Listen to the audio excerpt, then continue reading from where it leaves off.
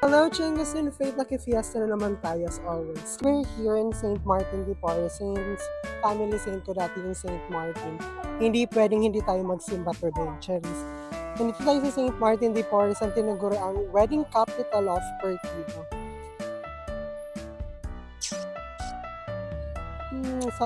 Kasi hindi tayo kakasal.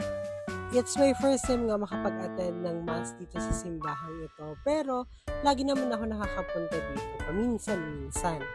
So, ito naman yung interior ng simbahan. Maliit lang talaga siya actually. And counting barangay lang din ang nasasakop nito. Hindi lang ako sure kung ilan. And of course, dedicated ito kay San Martin. Ito naman yung altar niya. And ang secondary patroness nila is yung Pronto Socorro. Nag-celebrate nga sila ng ika-25th year anniversary ng kanilang parokya.